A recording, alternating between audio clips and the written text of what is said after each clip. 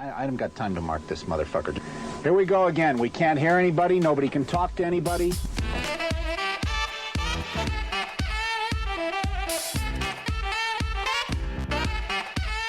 You guessed it, Pressure Points with your two favorite hosts.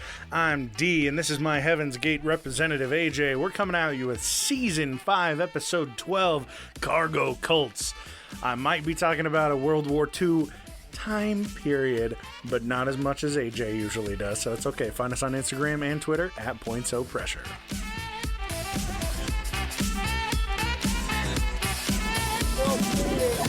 Well, turn the fucking thing off, you dumbass. I've talked about it before. I love that intro. I know you do. And I'm glad. I think that's the second time ever you've complimented me, and it was also because of that intro. Yeah, so thank you. It's true. I was talking to my family about it. No, my father brought it up and said, I love the extra added voices onto the intro. I love that shit. So funny. I'm like, good. Yeah. Good stuff. So, how you been? How's your week? Heard you got abused. Oh, yeah, I got cold-cocked by an old bitch. She very confused. Had some, hydrocephaly, a little water on the brain, and was very confused. And we had to be careful going in there in groups because they had recently, when I was there like a month ago, this is a clinical that I did. I was there a month ago for like my first clinical, and they were fairly new there. And every second they were yelling, and I could hear it through the closed door out in the hallway. And every once in a while they would say something like, I'm going to kill myself. You must have been They don't even know where they are. I don't think I was at that institution I don't think that day. It's weird. But yeah, they were completely confused and disoriented. Just has no idea what's going on. That's some shit.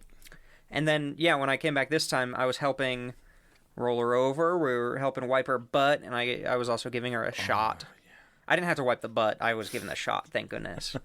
And, it was even before I had the needle. Like, I was just helping roll while we were helping change the, the diaper, the nappy. Oh, yeah. And she just goes, I'll do it myself. Bam! Oh. Bam! And starts hitting us. It's like, I'll do it myself.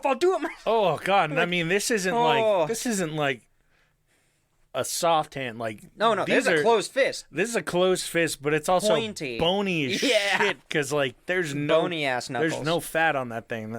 Damn. Yeah. So that was. How'd you take it? Did you KO? Yeah, I passed out. I cracked the back of my head on the concrete, and then I was there and really confused for the last week. I have to change AJ's diaper. Yeah, no, it was just. But that's by choice. I was then in the position. Well, the nurse across from me went, "Oh," and then grabbed the arm and held down that, and then I was like, "I'm good," and I was on arm control from that point on. Hell yeah! So that was a lot of fun. There you go. Not bad. Otherwise, just lots of meds, lots of non-compliant diabetics again. Oh, it's like, you're going to lose your toes. But I can see in your room that you have multiple, 24-can packs of Coke. You can switch to Diet Coke. No. Yeah. It tastes like dog shit. I also had... No, I love Diet Coke. You shut the fuck up. I know. That's why I said it. There was another one who I got to take the blood sugar on a couple times in the first clinical and in this one.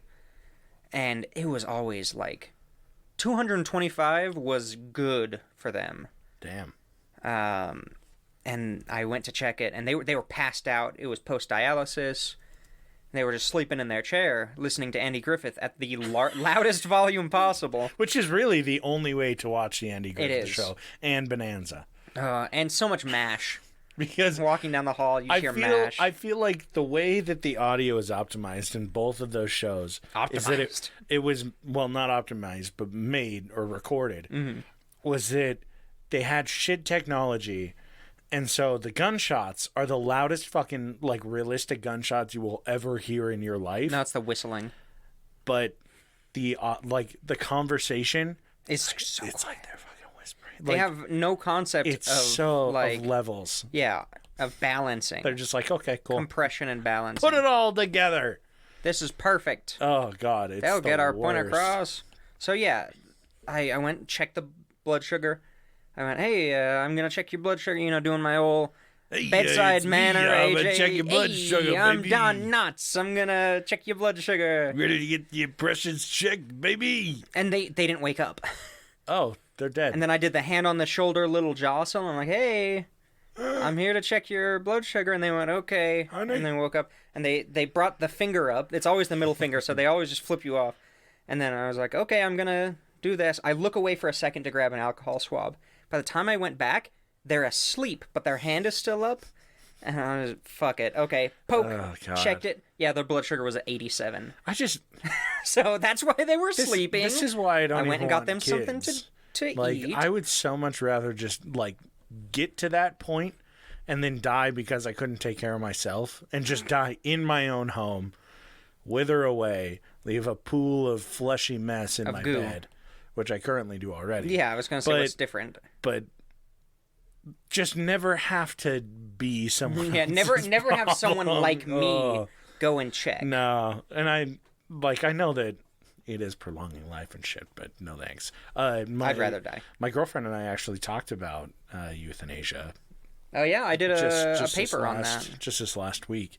Yeah, I told her about that movie or the documentary, How to Die in Oregon. Have you ever seen that? Nope. Oh, it's a good one. But I did my paper on Oregon death with dignity laws, And I'm sure you know so I know a little bit a about ton that about stuff. it. Yeah, it's one of the saddest fucking documentaries you'll watch. It's so then I probably won't tough. watch it. It's good and really informative, but yeah, it's just like, yo, some people just Want to die? don't want to keep fucking dealing with all the medical pain that they have. Oh yeah, No thanks. it hurts to die. Yeah, so I brought. I don't want to ruin it for anybody, but it hurts to die. I told her, I was like, listen, I'm not having suicidal thoughts, but the other day I was driving and I thought, what if you and I both just got fucking lung cancer? Because we're going to. It's just bound to happen. She and I are going to get lung cancer. It's like, we get lung cancer. It's terrible. We're old. Your parents are gone. We don't talk to our siblings anymore because they're old as shit. Nobody remembers anybody. It's like, would it really be all that bad if we just drove out in the middle of nowhere and just blew our brains out together? Oh, no, I was like, if it seems almost romantic in a way. So you joke, but growing up, that's what my mother would say. No, I mean, it's She was like, hey, realistic. if we get old and really sick, like, we just want to die together, and we want to die on our terms. So if if we're gone, we'll leave you a note. Yeah. And you know where we'll be. And it's we'll just, be out in the desert. like, it's fucked up to think of. No, not at all. But no. I'm just saying, like, if you don't have that background of, like, your mom saying that to you, for me, I'm like, oh yeah, that's kind of fucked up, but it makes total sense. From a fucking medical background, crazy. you need to have these things planned out and written down and notarized. It makes sense. With a lawyer before it happens, or they're going to, Well, it depends. Like right now, Yeah. I'm okay not having a do not resuscitate because I know my body can handle CPR probably. It's a rough process, but I'm still kind of I know young. my body can handle it, probably. Yeah. It doesn't But, sound very certain. Well, CPR doesn't really work that well. But, in general, I know that I'd probably come back. But once I hit, like, my 60s, no, I'm going to have a DNR because if I do come back, those broken ribs are not going to heal by the time I die again. It's wild, dude. It's crazy. And it's just one of those things in my mind that I feel like the world kind of has to move on from the idea of, like, prolonging a life that they don't want to continue living, Yeah, it's like it's crazy. We've come so far in the medical world that now we've kind of hit the point that it's like, okay, you can keep someone alive for a very fucking unfortunate length of time, but should you? Because are they really quote unquote living? Yeah. Kind of thing. Yeah. I'm definitely a supporter of death with dignity laws. Yeah, fuck yeah. Consent is something that's important if you didn't know that. And you know what? If someone doesn't consent to keep living, then they should have the right to not. And that's the thing that I feel like a lot of people don't understand about it. And I know that this is so off topic from what this episode's about. That's okay. But It's your weekly philosophical talk. I feel like so many people look past the fact that, like, you have to get this approved by a doctor. It's not like I could just walk into a doctor and be like, hey, Give me the pills. give me the fucking drink, baby. And he'd just be like, oh, okay, cool. This guy's asking for it. Put me in the Sick. laser container. Put me in the Logan's Run laser pod. Like, that's not how this is working. It's not like somebody just walks in and says, hey, don't want to live anymore. Doc, hook it up. And the doctor's like, well, due to this law, I have to fucking kill you. That's not the case. There are places, it's like... It's a very extensive process. And you on have top to go of that, through, like, therapy and counseling. It's trash. On top of that, it's not something that's like, even if you have debilitating sickness, you still can't go in and say, hey, next week, let's kill me. Yeah. There's still like a 3-month... Oh, yeah, there's a wait period? Because 3 more months of pain, good luck. So on that documentary, there are people that change their minds halfway through. One lady's like, I've beat cancer 3 times, and this is my 4th time getting it, and I'm done. I'm sick of this. She's like, I don't want to fight anymore. They've said that it's terminal. I would rather just end it. And then, like, 2 days before she's supposed to take the happy drink of, relief, she says, I don't think I want to do this. And they go, okay, cool, no problem. Yeah, and there's no issue. And she ended up beating cancer once again. Jesus Christ. But yeah, it's just like, what the fuck? Like, it's crazy to think about the fact that you can't make that decision. Yeah, not completely. Pre-mortem, yeah. Fucking crazy. So yeah, how was your week? Yeah, I mean... You watched some documentaries? Nah, I watched that one years and years ago. But yeah, it was an easy week. Nothing too wild. Yeah, you got a glowing fucking review at work? I did, yeah. I was really fucking nervous that they were going to try to punch numbers down my throat at my new job, but apparently I'm just shitting on everybody else that started with me, and I had no idea.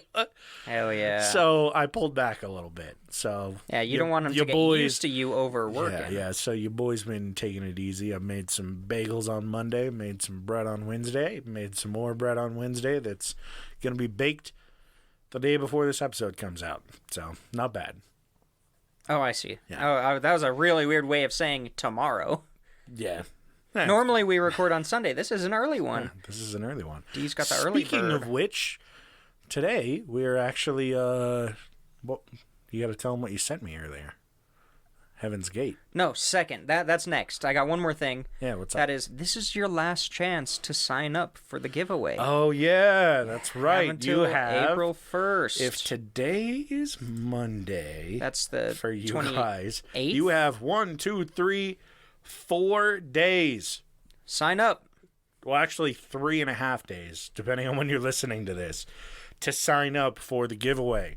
Follow the link in our bio, our description. You need to put some posts out on the Twitter. I've been busy. Please. Yeah, I'll get something up. But yeah, go on.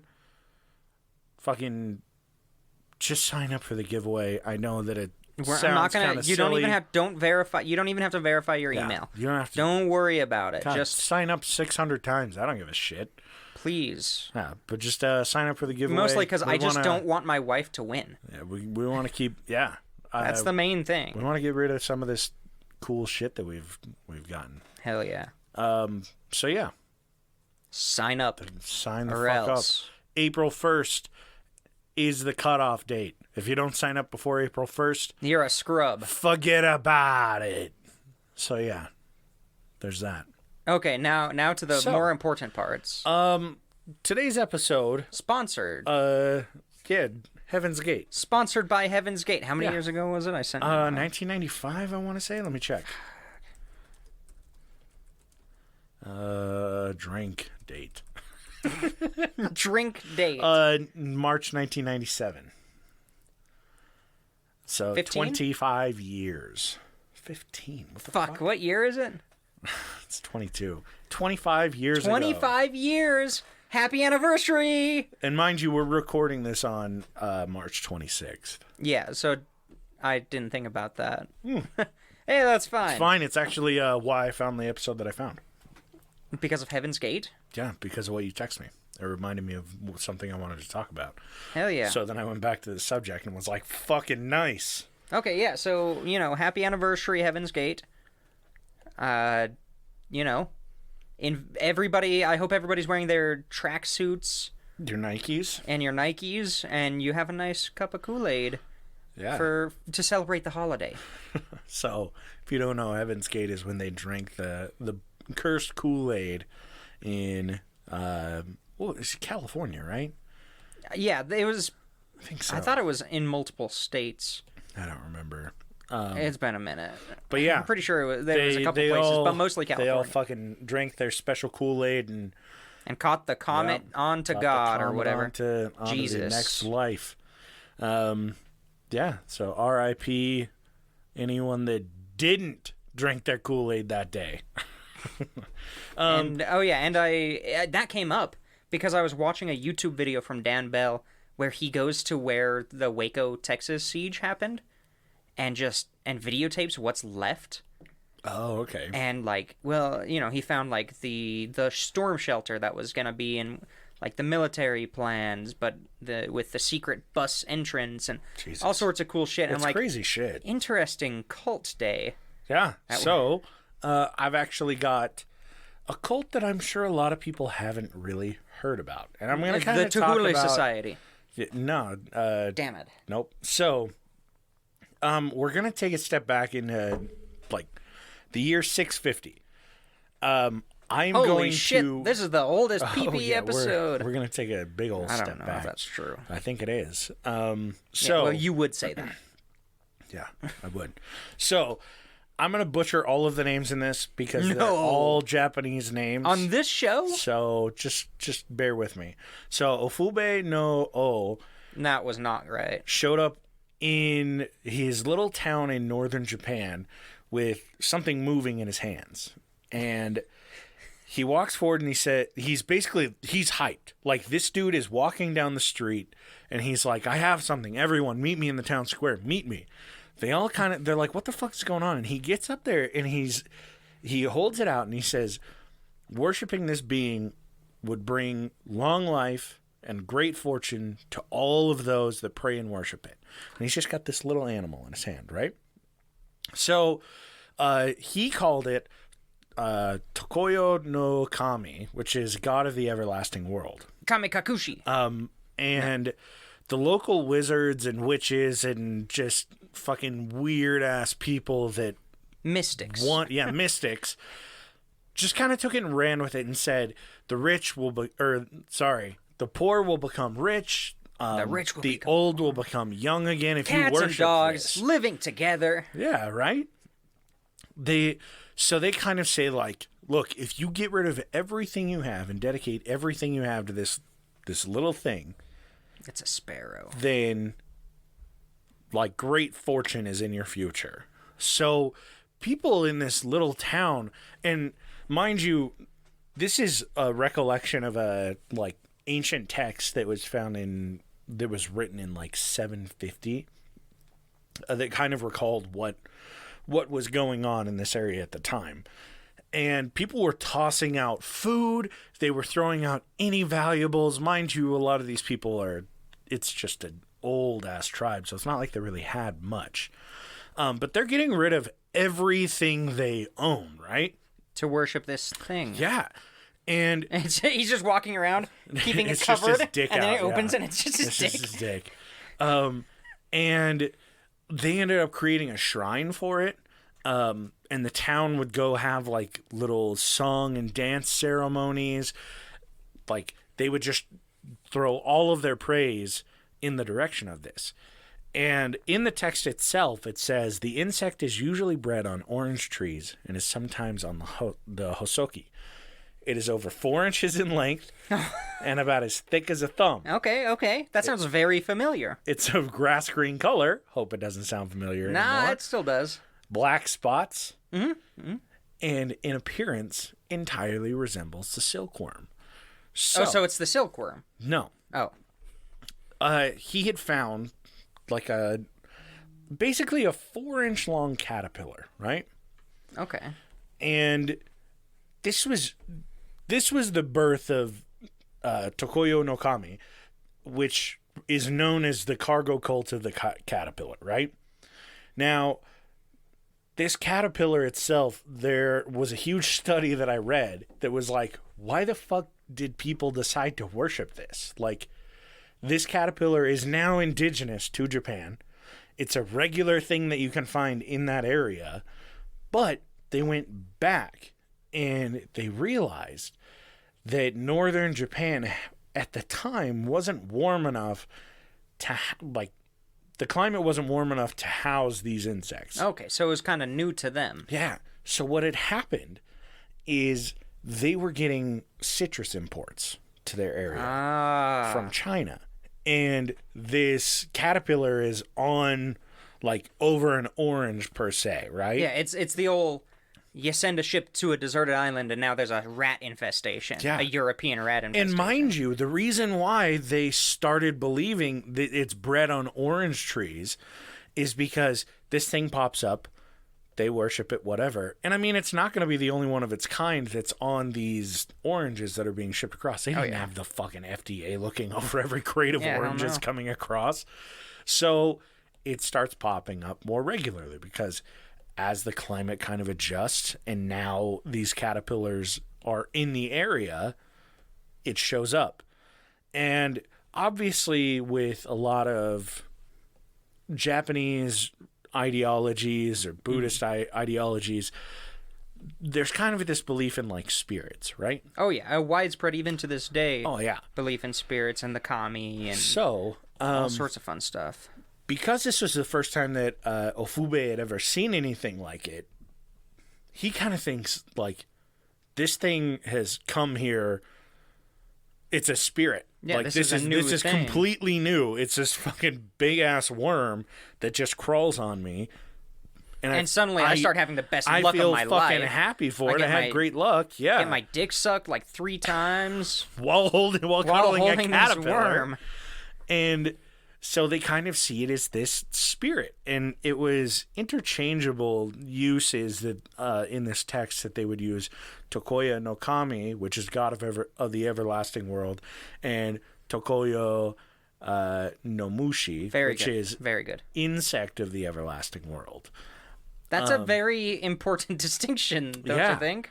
Yes, but at the same time, when you hear God of the everlasting world in American ideology, you think God, there's one thing, but in theirs, they think they had spirit. multiple They're gods, like, oh, it's spirits, just a spirit, like spirit of the everlasting world, insect of the everlasting world, whatever, interchangeable, right? Yeah, they all the fox spirits, and never, if you hear a baby crying, don't go into the forest, or like a cat meowing mom. So Tokoyo it's in Japanese, in ancient Japanese, I should say, it was generally meant it was from a faraway place, which was usually across the sea that was over to China or to Korea or anything like that, was where they were like, okay, this is from way further than I could ever travel on my own. Mm-hmm. And it's interesting because the stories that this small northern Japanese tribal community went through are really fucking common throughout a lot of those Pacific islands, right? Okay. So, in the year 600, so 50 years before this even happened, China and Korea were going through a lot of fucking wartime bullshit. And immigrants were fleeing the area because they'd just be sitting at home and suddenly the whole village is being burned down, so they grab as much as they can and they get out. And then the next town over is like, oh shit, that's right next door. Fuck that. And they pack up all of their stuff beforehand and leave the country before anything can even happen to their town, right? Mm-hmm. And then the rest of the people go in and strip the copper out of their walls. Easy peasy. That's my goal for when everything fails, so that I can be ready for when everything starts coming back up. Yeah. No, I'm already ready. So, they start making big pushes into Japan, and they're arriving with personal belongings that northern Japanese, or really a lot of people in Japan at the time, just didn't know certain things existed. Because it's not like they're just all going to one place. They're moving across and they're just trying to get to a port across the way. Let's get to and they safe set spot. up in the nearest city. So they're setting up in these little tribes that are like, what the fuck? And it's tossing all of these tribes up in like turmoil.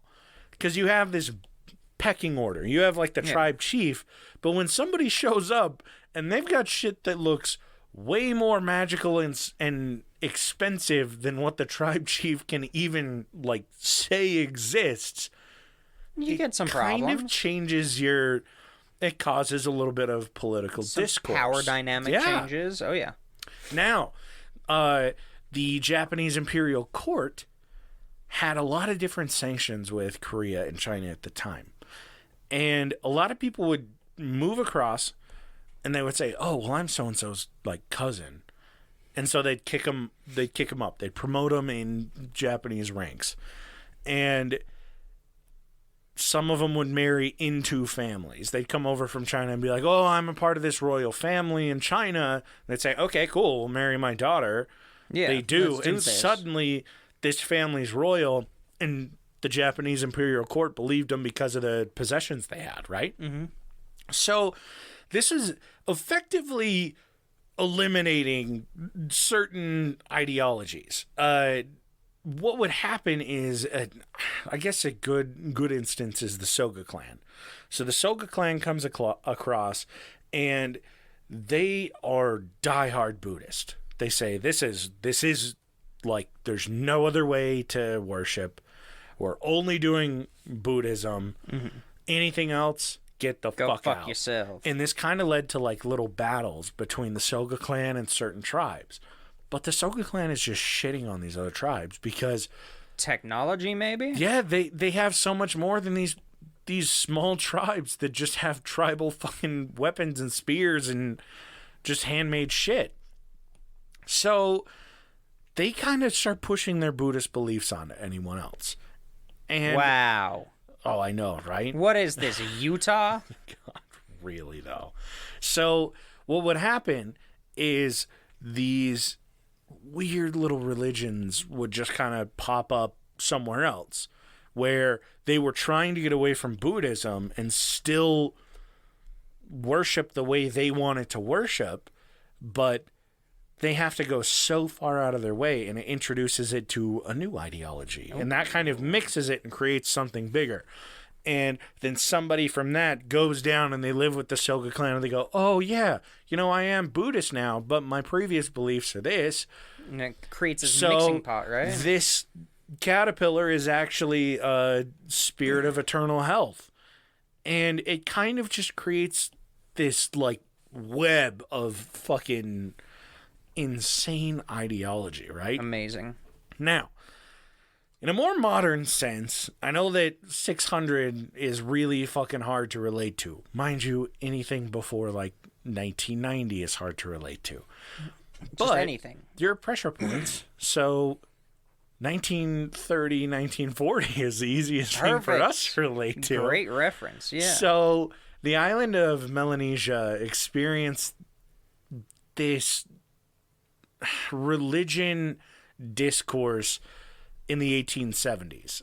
Now, traditional Melanesian society standard was if something's gained, something's given. If it's simply more or less, it's an exchanging and redistributing of goods. So really, it's the community comes together. Nobody's really got like huge headway over everyone else. It's this perfect little communist A perfect area. society. Yeah. Sounds like a white guy's gonna fuck that up. Yeah, actually. Oh. So they're redistributing everything within the island of Tanna, and Scottish Presbyterians show up. Oh, those bastards. And I mean, these are new. So this is the South Pacific. So they're darker skinned, and they see these fucking white dudes show up. And these are white fucking Presbyterian Scottish so bastards. They all, red hair, maybe? Just red hair, pale as fuck, popping up, and they're saying, we're setting up plantations. And when you show up to start a plantation, you don't just show up and go, okay, we'll use what's there. You're going to be coming on a ship that has a fucking massive amount of supplies. Oh, yeah. Mind you, this is 1870. the people living in Tana at this time are still practicing what they call penis wrapping, which Hell yeah. which is basically like you wrap your dick up in like grass, right? And then that's your clothing. Like, oh, I've seen that. It drapes down over. You're basically covers wearing your a nuts. grass condom. It's basically like a loincloth, but it's wrapped around your dick, right? I would make my wrap way big. Oh yeah, mine would just be fluff. Oh yeah, I'm a grower, not a shower. Okay, everybody, don't worry, you'll never get dick pics from me. I don't have anything to show off. And even if I did, that's my own business. I send them to myself. Yeah, nobody gets them but me. I send them. I mean him. I send them to an account that then sends it to me in 5 years, so I can see my own growth, see how far I've gone. Yeah, but it undergoes a review process in which I am the sole reviewer. He has a 5-year calendar that he makes sure to send everything back to me. Yeah, I write it all down. I have spreadsheets for this. So, these Scottish dudes show up. They're in the fucking industrial age, right? And they're showing up to an island that's like, oh yeah, we're going to trade this bamboo for this patch of grass. Whatever. So they show up and the Scottish just start saying, whoa, whoa, whoa, this isn't the way to live. And they're not immediately turned away because they're seen as these fucking powerful, crazy dudes. And the Melanesian people are just, they're astounded with the wealth that these guys have. Mm-hmm. So they kind of sit off to the side and they watch as these plantations start to pop up, as this wealth continues to grow before their eyes. And they're like, what the fuck is going on? Meanwhile, they're profiting on their land while they don't get any. And on top of that, these Scottish people are imposing their beliefs of, well, you can't dance. Find your cock. You can't dance anymore to worship our God. That's not how we do things. You don't swear. We don't practice polygamy anymore. Keyword there. You don't do penis wrapping. You're gonna wear regular clothes because you're indecent right now. Yeah. And they disallow them from drinking kava, which was a regular fucking thing. This is a nightly tradition. Where tell everyone what kava is. It's a bean. No. Okay. It's a bean. The kava tea. Talk about the kava tea. I don't want to talk about the kava tea. Okay. So kava tea is basically this. You're such a piece of shit. So much for having 2 fucking people on this episode. So kava tea is more or less like, I don't want to say like, it's not an alcoholic drink. It's like a drug drink, basically. But it's from Piper Method. Oh, I thought you didn't want to fucking talk about it. I'm sorry. It comes from awa. It's a bitter drink. Like coffee. No, continue. Sorry, I don't want to cut you off. No, I didn't really take notes on it because I knew you would get excited about kava. No, kava is just, I want it. It affects your central nervous system. I'm going to Google it.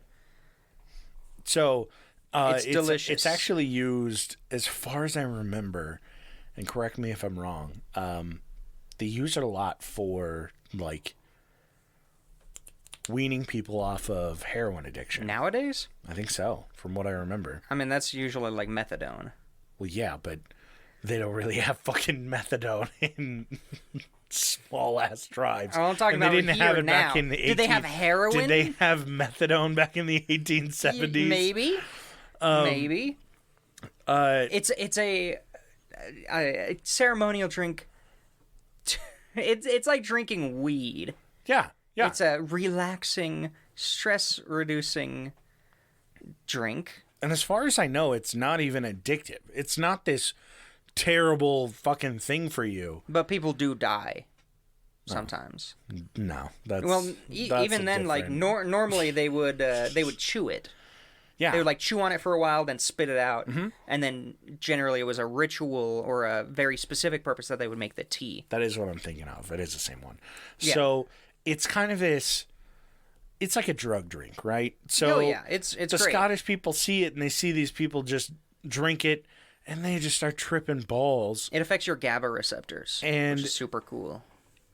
Scottish people go, no. No. That's not what Lord Jeebus wants. So they go in and they take away the core ideology of this place. They take away their regular traditions. They take away the way that they fucking dress. And the people in Tana are not happy about it. I wouldn't be. Similar to Japan, they start to move towards the edges of this island to get away from these Presbyterian fucks that are telling them how they're supposed to be living and worshiping. And they go, well, that's not really what I fucking believe in. And It's not banned in the U.S.? Oh, maybe I'm thinking of What another the one. fuck? I thought it was banned. So I'm thinking of one that is banned. You're thinking of coca leaves. No, I wish. Yeah, but it fucks up your liver. It can fuck up your liver if you do a bunch of it, just like, ibuprofen. Fuck it. Let's fucking We drink should. some Let's. kava I'm tea. gonna buy some down. on Let's eBay. do it. Next show. Let's die. We're taking kava Yeah. live. Jesus. So the people of Tana start to move to the far edges of their island. They're being effectively pushed off by the white man. Surprise, surprise. And it wasn't really an option for everybody to just pick up and move. Some people were being forced to work on these plantations. Some people just didn't really have the means to leave because their families were all in this one area. However, in the 1930s, there's kind of this little mystical craziness that happens.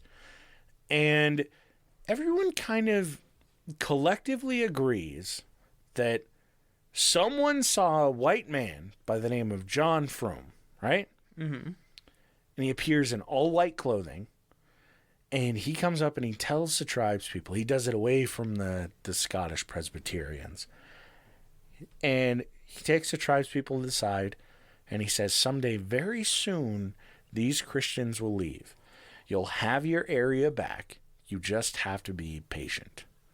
But it will happen, I promise you. And you'll get great fortune, you'll find great wealth, and you finally won't have to deal with these Scottish fucks. So, in 1941, this actually comes to fruition.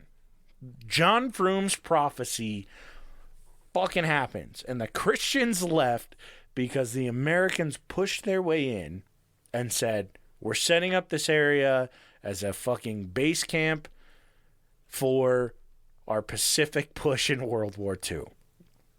Beautiful. So, the Scottish people leave, and you realistically, you could look at it as, how the fuck is this saving the Tana people? How the fuck is this helping this island in any way, shape, or form? I mean, it gets rid of it gets rid of the Scots, but I'm assuming they're not building a base directly on the island. they are. They're building their base on Tana, and that's why the Scots had to leave, is they say, this is wartime, you get the fuck out of here, we're building base camp on this island. Are they going to give them money for it? So, what happens is the Americans show up. They say, we don't want to pay you, here's an aircraft carrier, go have fun. Oh, right, God.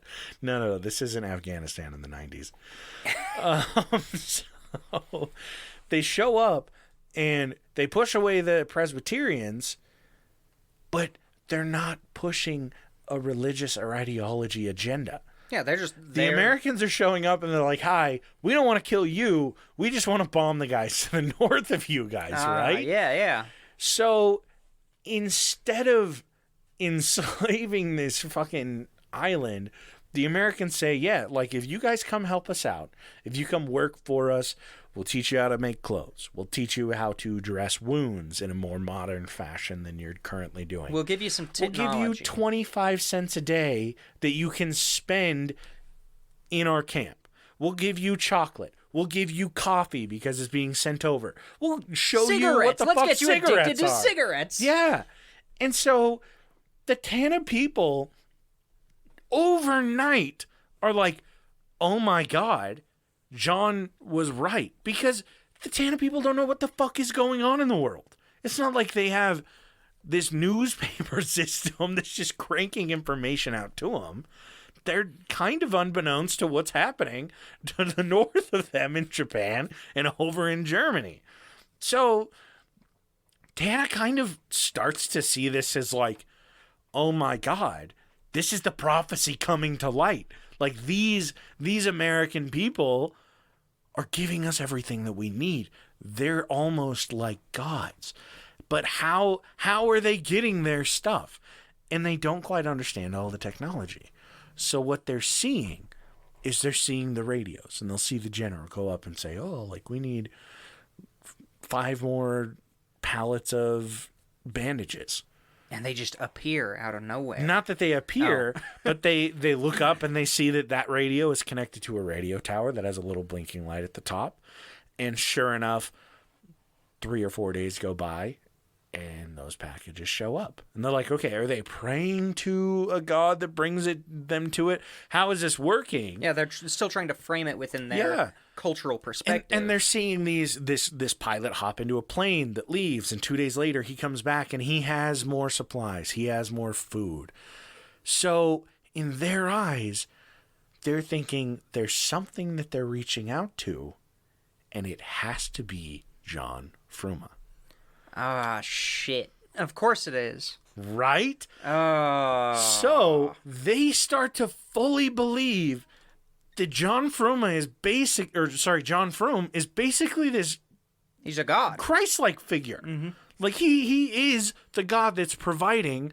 All they have to do is figure out what the Americans are doing, how they're doing it, and then they'll finally get their fortune. Because they're seeing these big fucking tanks get dropped off. They're seeing jeeps drive across their shores. And they're like, oh my God, what could we do with our tribe if we have these things? They're seeing them build hospitals and shit. They're astounded. So, the war comes to an end. And the Americans pack up some of their belongings, but not everything. They pack up a bunch of their shit, and they leave the island. And now the islanders have a military base. Yeah, right? Effectively, they have quite a few things that have been left. Now, the Americans get back, and there's General Sam Patton, I believe. Sam Patton? Yep. Okay. Yeah. Not. Well, I know not the Patton we were thinking of, but Sam Patton goes back and he tells the United States, hey, these people think that we're gods. Oh, and the United States at that time period was like, that's our island now. Let's go fuck them up. No? That's what they were doing in South America. So, Sam Patton tells the United States, they think that we have this dude, John Froome, who's given them promise after promise that we're going to deliver all of these goods to them. And the U.S. is like, okay, well, how many things did we fucking leave there? And he goes, quite a bit. And I mean, it's not like they just packed everything. They left jeeps. They left fucking tents. There's a ton of shit that they were like, oh, don't need this anymore. Cut the cost, big deal. We'll be able to get home sooner if we don't take, like, these 7 jeeps or whatever. Yeah, we don't need them. Yeah. They're paid for. Now, the U.S. goes through all of their records and they go, we don't know who the fuck John Froome is and whatever the hell he is. So, Sam, you're going back and you're telling them that whoever John Froome is, he made empty promises and we are not making those guarantees. So, Sam goes back across the Pacific to Melanesia and he says exactly that. Hey, that ain't us. I don't know who the fuck this guy is in 1930 who told you we were going to come save you guys, but you're staying on this island. We're not taking you. We're not sending you supplies. In fact, you owe us money. No. Oh, and he signals backwards. I fucking hate you. He signals backwards and bulldozers come off of the ship. What a dick move. And they start pushing all of the war supplies into the ocean. What a dick. I mean, this is effectively saving this fucking island. It's giving these people the hope they need, and they just dump all of this into the ocean, rendering it all useless. These people don't have, like, diving equipment to pull out a 2-ton fucking Jeep. No. So, they leave, and the people of Tana kind of get back together, and they say, okay, it's okay. John Froome, whoever he was with, he knew the Americans were going to save us from the Scottish Presbyterians. He knew about that. And although they did take this, he did provide. So, John Froome, fucking by his mercy and grace, they double down on it. Praise John Froome. So, they get together and they say, okay, how did the Americans get all of this stuff? So they start creating bamboo-looking radio towers. Hell yeah. They're painting the tips of the bamboo right up at the top so that it looks like the red light. They go into their forest, they cut down all of the trees and create an entire landing strip for planes to land on. Because they're like, that's going to be the easiest way for them to see it for wherever they come from, probably the heavens. They even recreate a fucking plane, a biplane with sticks and leaves, dude. Oh my God. Shit you not. It sounds like a cartoon. It does. I'm going to show you the fucking picture of this plane. Please it is do. Insane. And while you're pulling it up, do you want kava tea or instant kava, dehydrated kava juice? Oh my God. Yeah, they recreate a fucking plane, man. That's amazing. Like the satellites and shit.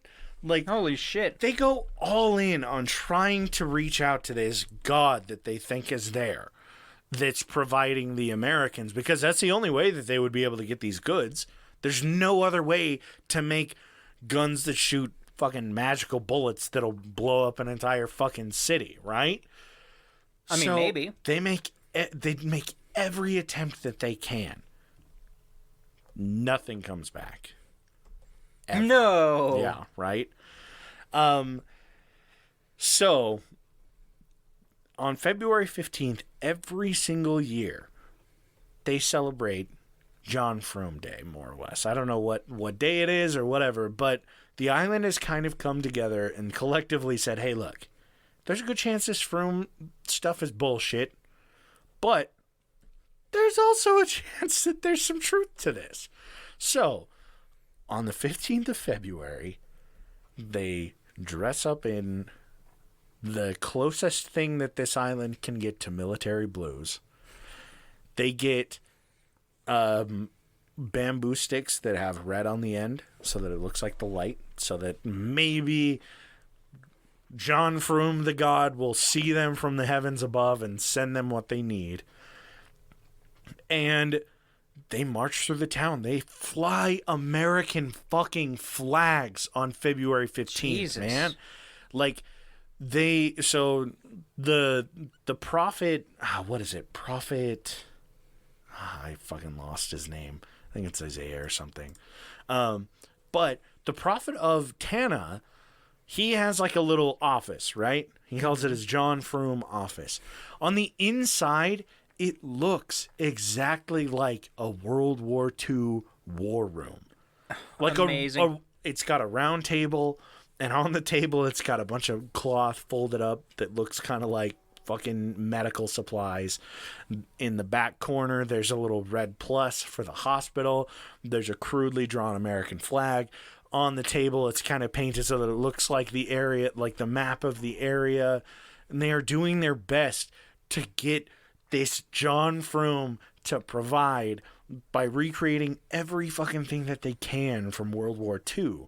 And they have been doing this since the 40s, man. And it's gotten so fucking far that in 1999, this guy by the name of Prophet Fred, well, I don't know his first name, but Prophet Fred. Basically, okay. Prophet Fred comes out and he says, look, whatever we're doing isn't working. I think that we're focusing too much on the American side of things. And he says, and we're focusing way too much on what John Froome, on worshiping John Froome instead of doing what he wants us to do. And what does he know what he wants them to do? Because he said, John Froome has come to me. No. Now, mind you, God came to me in a forest. A lot of these people believe it because they'll get together every single night. All the men in the community go into the little private area for men drinking kava every single night. They'll drink kava, they talk about what they see, and if someone starts to have a fucking vision, they're like, oh my God, he is seeing John Froome. So, this guy says, John Froome came to me and told me that this is what we need to do. We're booking it the fuck out of this area. And, like, half the island goes with him. To where? To another island that's close by. Like, really close by. So, they go over to this other island. They set up and everything. 2 years later, in 2001, Prophet Fred comes over with almost all of his followers, and they're brandishing axes, they're brandishing spears, torches, and they are here to destroy the island of Tana for worshiping John Froome in the incorrect way.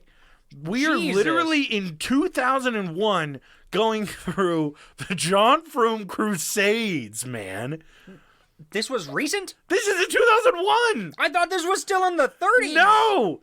In 1999, Prophet Fred left. Oh my God. In 2001, he came back and they seriously injured 25 people. I don't even know how many people are on the fucking island, but it's 25 is a substantial amount of injuries. And it's just like, what the fuck is going on over there? So Prophet Fred does his own thing still. He's really moved away from, like, luckily nothing's happened in the last 20 fucking years, but he's stepped away. He's doing his own thing, worshiping John Froome. The chief of Tana is doing his own thing, worshiping John Froome. Now, a few years ago, a guy from the Smithsonian went over there, and this anthropologist visits the area, and he sits down with the Tana tribe leader. And he says, why do you keep faith in John Froome? Why do you still believe in him? Now, this chief has been to America. He's gone over to America, and he says, yeah, all the people there are so concerned with, like, how soon death is coming. They're all so straight-faced. Nobody's truly happy there, which, God, if it isn't fucking true. Yeah, that's the fucking truth. And the chief says, you Christians have been waiting 2,000 years for Jesus to return to Earth, and you haven't given up hope. And just kind of puts his hands up. I gave up hope. Oh, yeah. I was 6 years old. Fuck it. But, yeah. So, this whole... So, I guess cargo cults are a regular thing that's happened when more industrialized areas go to these small cults. Or, not cults. They go to these small islands, and they show them what they have, and it doesn't turn out well. So, to anyone listening that wants to visit the Sentinel Island, leave them the fuck alone. Let those people live their lives. Let them do their thing. Don't spread your stupid, shitty fucking religion over there. Let them do their thing. If they figure it out, they figure it out. If they don't, they don't. It's not your fucking business to cause utter turmoil and potentially just 70 years of fighting and completely toss this whole fucking island up and change up their ideology. They were probably worshiping something completely different, but now they're obsessed with this idea of John Froome. This random Scottish bitch. Yeah. That they think came to him. Who saw what was happening in Europe and said, ooh, this is so common. We probably need to leave. In 1961, there was a Pacific island that reached out to America, and they said, hey, look, we'll pay you $1,000 if you send Lyndon B. Johnson over, and he becomes our tribe leader. I'm not even kidding. $1,000 to get rid of that asshole. To the United States, yeah. It happened all over those areas because these people just didn't understand what the fuck was being put in front of them because technology was suddenly so advanced. Yeah, and then they just left. So, and I mean, imagine you're just wrapping your dick up in grass because that's what Dad and Grandpa have been doing. And the next thing you know, some dude's showing up with bulletproof armor and a fucking helmet that ricochets bullets and a gun that shoots things that kills stuff, and you cannot even see radios the projectile. And bases and huge ships and airplanes. Like, you wouldn't even have any concept of any of that. Astounding. So yeah. So how many of these were there? Would you cargo cults? Yeah. Would you estimate? I have no idea, honestly. Is this in the dozens? I would think it's hundreds. Hundreds? Honestly, I would think the it's amount hundreds. Of bases on the, like, not the Eastern Front, that's not what it's called. In the Pacific War, or the Pacific area of the war, they were all over the place. Like, mind you, they would island hop often. These don't have to be just islands. This could just be an area that's not really even touched. Like, I don't fucking know. But anywhere out there where they don't have the technology, and this isn't just the U.S. that's going in and doing this. The only reason I know of the U.S. side is because I read English. Yeah. Like, if I knew... Wait, you can read? Yeah, holy shit. Kind of. Okay. You did text-to-speech a lot. Yeah. But, like, the Imperial fucking nations were doing it too. And so these small fucking weird little places are just seeing technology they cannot even fathom.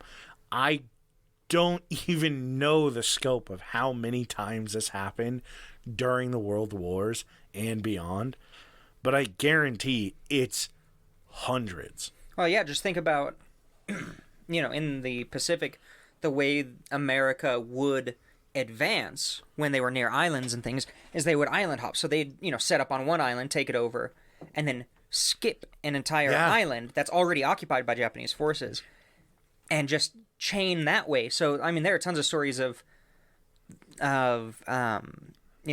tribes like that being put into contact because some Japanese people come over and then install howitzers and bunkers in the cave systems, and then they just leave. And then this tribe, Jesus Christ, this tribe... I think your wife just died. I think she just fell. She just collapsed.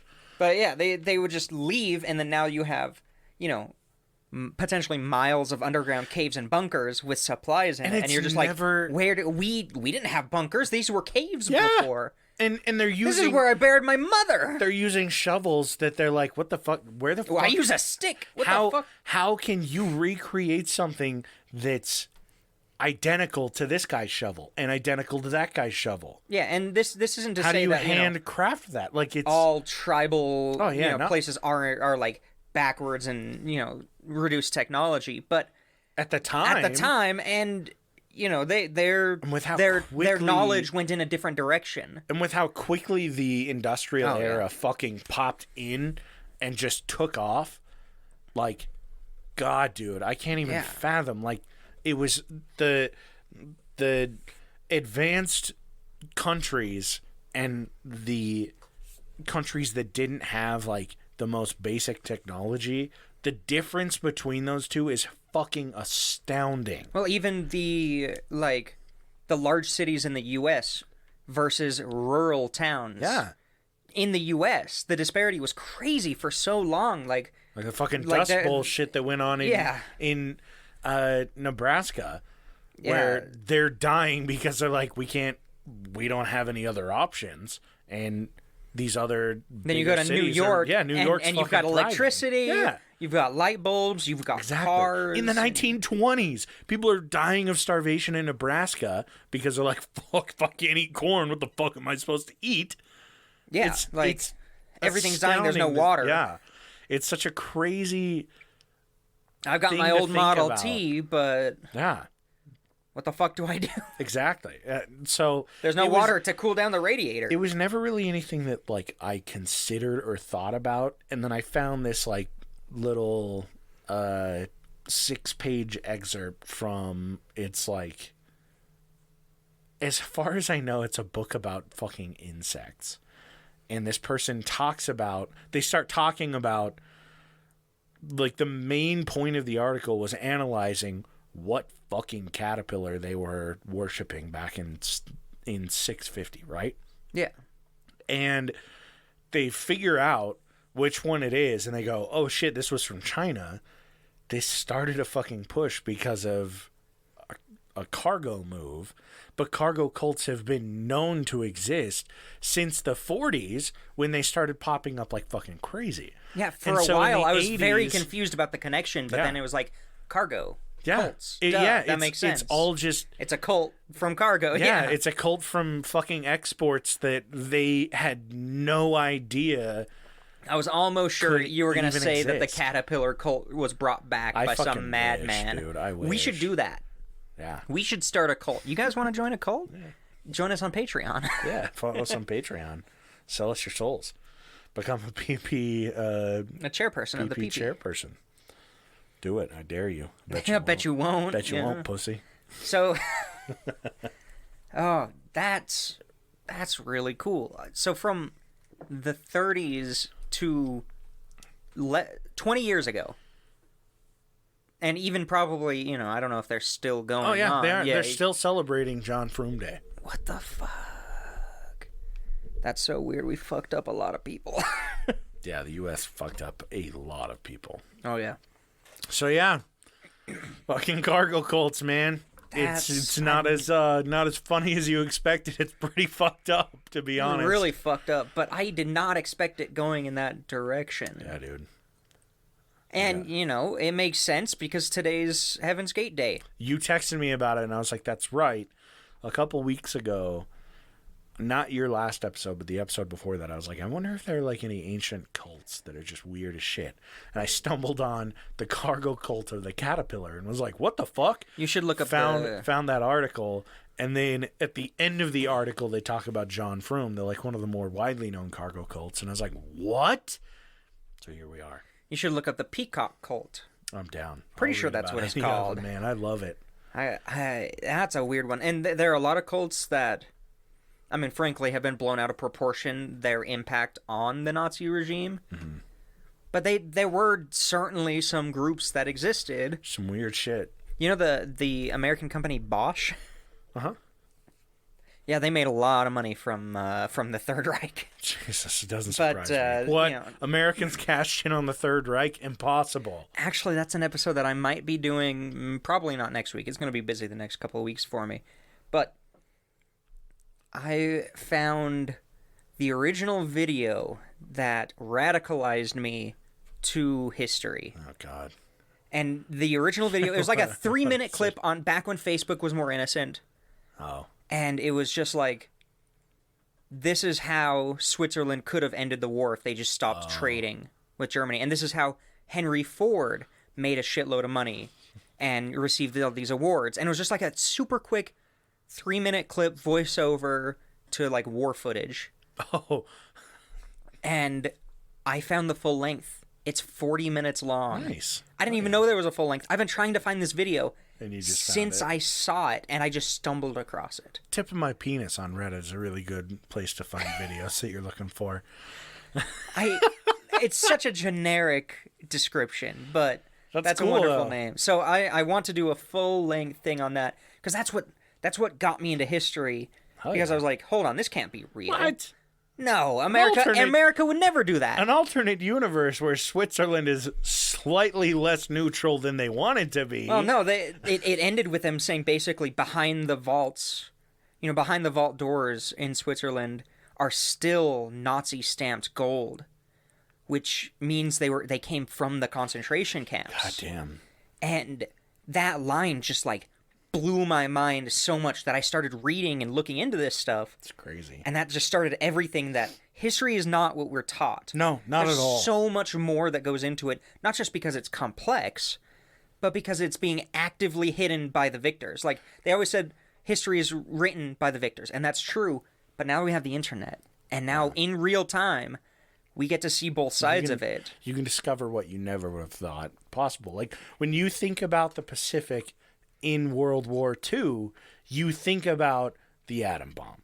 You think about the Battle of Peleliu. Like, you don't think about the impact of an island that saw technology they couldn't fathom. Yeah, you don't think about that. You never process what the fuck goes through somebody's brain when they see a gun for the first time and they don't understand how that shit is even possible. And it's crazy how much obviously World War II is huge, but one little moment in history can just cause so many fucking ripple effects and so many weird things. And I feel like that's one of the things that I've really kind of started to love because of doing this podcast is finding the weird little shit that just is like, oh, also it was actually connected to this. And you're like, what the fuck? And it blows your fucking mind. Yeah. It's really fascinating. And I recommend anybody to fucking just, if you're thinking about something or wondering about it, just look it up. Yeah, go to Wikipedia and then click on a link within the article. Just go for it. To get a better, because a lot of times you'll go to Wikipedia. I love reading Wikipedia because it's a pretty good, a good site. They tell you when the source isn't cited, or if it's a shady source. They tell you about that, so you can kind of vet it a little bit better. But, it's way more vetted than it used to be. Oh yeah. Wikipedia is much more surprisingly better source material than a lot of fucking places now. Yeah, so, reading one page about one event in Wikipedia, it'll work. It'll scratch the itch. But when you really want to go deep in it, is you got to click on all the links of all the names and figure out why they were there. Like, what was going through their mind in that event. It's cool shit. And what world events led to this. And it creates this, just really cool story. All-encompassing, story of, well, Adolf Hitler liked to be pissed on by his niece. Yeah. Maybe. Allegedly. I can heard it here. All right, you got the patrons? Oh, yeah, we should probably... No worries. It's a cool discussion episode. All right, I just chugged the beer. There's so little that I even fucking looked at my notes on this one. Yeah, it's because you just read it. You read it all through. Yeah. Hell yeah. So, of course, patreon.com/points-o-pressure. Pretty sure that's it. Yeah, it is. That's good. I ask that every time because I'm not sure. But that's all good. Chairperson of the PP, thank you so much. Minnie D. Donnell. It was fun playing Pico Park with you. Yes. Got to do that again sometime soon. I'm convincing him to play Overwatch with us. Hell yeah. Abby, AJ's Third Nut, Lindo, D's Nuts, Nordic Thunder, Toddle Waddle, Dark Runner, Haley, and Casey McFacey. Thank you guys so much. You let us, keep putting out this show. Yeah. If you want to support us and you have extra money that you would just want to throw away, go check us out. Join on. It's a couple bucks a month. It's like $4. It's not much. Only if you have it to spare. Otherwise, if you don't want to spend your money on us, which is totally fine, just tell a friend. Tell somebody about us. If you wouldn't like to spend money on us, or tell your sign friends. up for the giveaway that expires April 1st. Find it in the bio and find it in the show notes as well. Yeah, that too. And also reach out to us on Instagram and Twitter for show ideas or fucking recommendations for music, books, movies, if you want TV to talk. shows. If you need somebody to chat with, by all means reach out to us. I know that we're not very active on there. We do okay. We'll get there eventually, but okay. Yeah, always feel free to reach out to us. Let us know what's going on in your lives, and find us on Instagram and Twitter @PointsOPressure. We'll catch you guys next Monday.